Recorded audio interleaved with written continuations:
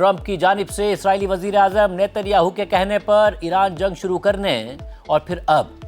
Nitin Yahoo کی جنگی policy اور ان کی ایران کے خلاف بڑے پیمانے پر دوبارہ جنگ شروع کرنے کی خواہش کی وجہ سے دنیا بھر میں امریکہ کی طاقت اور اس طاقت کا تاثر دونوں مسلسل کمزور ہوتے جا رہے ہیں۔ ٹرمپ ایک بات کرتے ہیں اور نیتن یاہو اس پر عمل نہیں کرتے ہیں۔ ٹرمپ مزید زور دے کر ایک اور دعویٰ کر دیتے ہیں اور نیتن یاہو اس کی بھی خلاف ورزی کر دیتے ہیں، اور لبنان میں اسرائیل کی جانب سے جنگ بندی معاہدوں کی مسلسل خلاف ورزیوں اور ان خلاف ورزیوں کے جواب میں ایران کی کارروائیوں نے اس تاثر کو مزید مضبوط کر دیا ہے، کیونکہ امریکی صدر ٹرمپ کی وارننگ، دھمکیوں اور حتی کہ درخواستوں کے باوجود اسرائیل نے کل رات اور آج صبح ایران کے خلاف جوابی کارروائیاں کی، جن پر ایران نے آج ایک بار پھر اسرائیل کی طرف میزائل داغ کر جواب دیا ہے۔ اہم بات یہ ہے کہ اسرائیل اور ایران کے درمیان حملوں کا یہ سلسلہ ہفتے کی رات کو اس وقت شروع ہوا کہ جب امریکہ کے ساتھ لبنان میں سیز فائر پر اتفاق کے باوجود اسرائیل نے جنوبی لبنان میں بڑے پیمانے پر حملے کیے، جس کے بعد ایران نے ایک بار پھر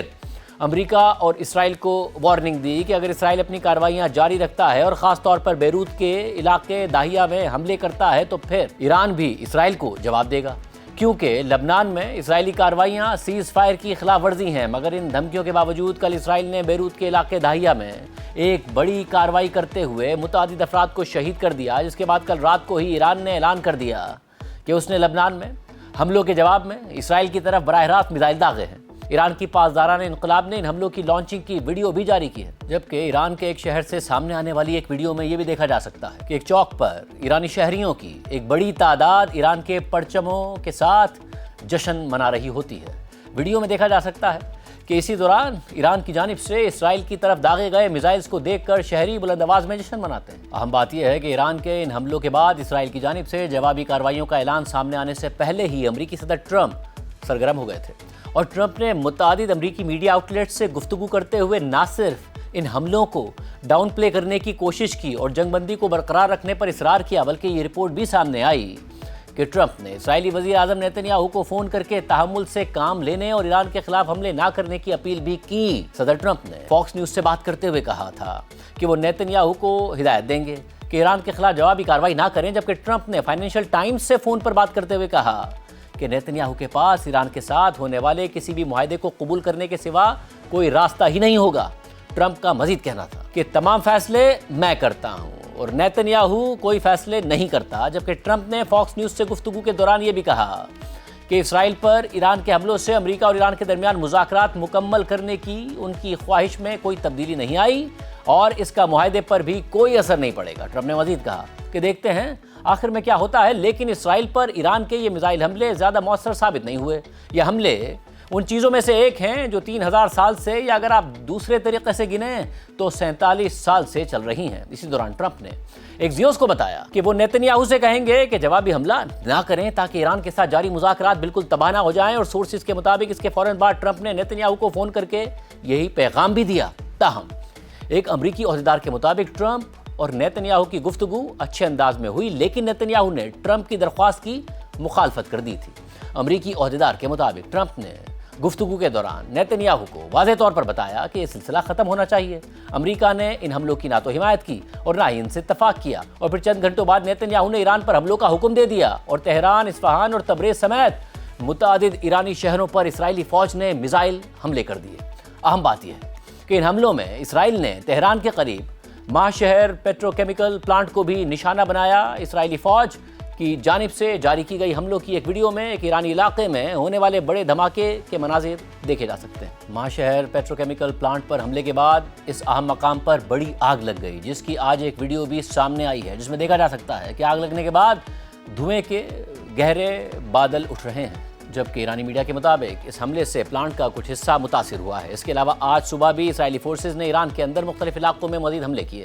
جس کے بعد آج ایران نے ایک بار پھر ان حملوں کے جواب میں اسرائیل کی طرف بڑے پیمانے پر میزائلز کے ذریعے حملہ کر دیا۔ ان حملوں میں سے ایک حملہ اسرائیل کے ساحلی شہر حیفا کی طرف بھی کیا گیا، اور اس حوالے سے ایرانی فورسز نے دعویٰ کیا ہے کہ انہوں نے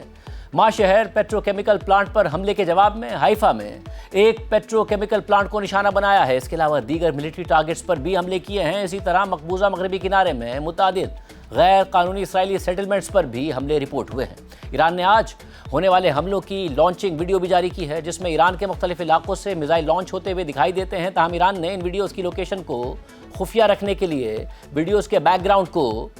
ब्लर किया हुआ है। आज इसराइल के मुख्तलिफ इलाकों में होने वाले ईरानी हमलों के बाद होने वाली तबाही और हमलों के दौरान सायरन बजने की वीडियोस भी सामने आई हैं। हाइफा से सामने आने वाली एक वीडियो में मिसाइल से बचने के लिए सायरन बजने और लोगों को अपनी हिफाजत के लिए शेल्टर्स में जाते हुए देखा जा सकता है। इसी तरह यरूशलेम से सामने आने वाली वीडियोस में मिसाइल को इंटरसेप्ट करने और सायरन बजने की आवाज़ें सुनी जा सकती हैं। जबकि मकबूजा मगरबी किनारे में गैर कानूनी इसराइली सेटलमेंट में एक हमले के बाद होने वाली तबाही के मनाजिर इस वीडियो में देखे जा सकते हैं। इसी तरह की एक और वीडियो में इसराइल में ईरानी मिसाइल गिरने के बाद एक जगह से धुएं का गहरा बादल दिखाई देता है, जबकि एक वीडियो में मकबूजा मगरबी किनारे के इलाके जेरिको में ईरानी मिसाइल का मलबा भी देखा जा सकता है। इसके अलावा लबनान में भी आज धमाके हुए हैं, जबकि सऊदी अरब ने अल-खरज सूबे में हमलों का अलर्ट जारी किया था, लेकिन बाद में कहा कि खतरा अब खत्म हो गया है। सारी सूरत हाल में आज फिर इसराइली फौज के एक ओहदेदार ने कहा है कि हम एक बड़ी और वसी जंग के लिए मुकम्मल तौर पर तैयार हैं। और इस बयान के बाद फिर ये खदशात पैदा हो गए कि इसराइल दोबारा ईरान पर हमला कर सकता है। मगर आज सदर ट्रंप एक बार फिर मैदान में आ गए। पहले सदर ट्रंप ने सोशल मीडिया पर एक पोस्ट में ईरान और इसराइल दोनों से अपील करते हुए लिखा कि दोनों ममालिक फौरी तौर पर हमले बंद कर दें। और फिर इस पोस्ट के थोड़ी देर बाद ही ट्रंप ने एक और पोस्ट कर दी और ये दावा कर दिया कि ईरान और इसराइल दोनों फौरी जंगबंदी चाहते हैं। इस पोस्ट में ट्रंप ने मजीद लिखा कि अमन के लिए हतमी मुज़ाकरात जारी हैं, बशर्ते के कोई जहालत या हिमाकत इसमें रुकावट ना बने। ईरान की नाकाबंदी बरकरार रहेगी और पूरी कुव्वत और असर के साथ नाफिज रहेगी जब तक कि हतमी मुआहदा तय नहीं हो जाता। मामला तेज़ी से आगे बढ़ने चाहिए। Thank you for your attention to this matter. इन तमाम चीज़ों से कम ये ज़रूर हुआ कि अमेरिकी सदर ट्रंप ने जब ये बातें की तो बैनुल अक़वामी मार्केट में जो तेल की कीमतें बहुत ज़्यादा बढ़ी हुई थी, $4 से $5 बढ़ी हुई थी, उनमें गिरावट देखी गई और $1 से भी कम का इजाफा रह गया था। अहम बात यह है कि इसी दौरान ईरान के सदर मसूद पेज़ेश्कियान ने आज एक्स पर पोस्ट करते हुए लिखा कि हमारी तरजीह कौमी सलामती और हमारी आवाम का अमन है। हम कौम के हुकूक का पूरी ताकत से दिफा करेंगे और किसी भी खतरे के सामने पीछे नहीं हटेंगे। मसूद पेज़ेश्कियान ने मज़ीद लिखा कि सिफारतकारी और दिफा कौमी ताकत के दो बाजू हैं। हमने ना मैदान छोड़ा है और ना ही मुज़ाकरात की मेज़ को छोड़ा है। इंशाअल्लाह इत्तिहाद और अक्लमंदी के साथ ईरान इस आजमाइश से भी कामयाब होकर निकलेगा। और फिर इसी दौरान ईरानी फ़ौज ने अपने हमले ख़त्म करने का ऐलान कर दिया और ईरानी मीडिया के मुताबिक पासदारान इनक़लाब की ख़ातिमुल अनबिया सेंट्रल हेडक्वार्टर के तर्जुमान ने यह ऐलान किया है कि दुश्मन को एक दर्दनाक जवाब देने के बाद कार्रवाइयाँ ख़त्म की जा रही हैं। पासदारान इनक़लाब के तर्जुमान के मुताबिक जनूबी लबनान और दाहिया के इलाके में सहयूनी हुकूमत की जारियत और बर्बरियत जो अमरीका की हिमायत से की गई थी, उसके जवाब में इस्लामी जमहूरिया ईरान की ताकतवर मुसल्लह अफ़वाज ने लबनान के मजलूम अवाम की हिमायत में इसराइल को एक सख्त जवाब दे दिया है। ताहम ये वाज़ेह किया जाता है कि अगर जारियत जारी रही तो पहले से ज़्यादा सख्त और तबाहकुन कार्रवाइयाँ की जाएंगी। जबकि ईरान के आर्मी चीफ अमीर हातमी ने कहा है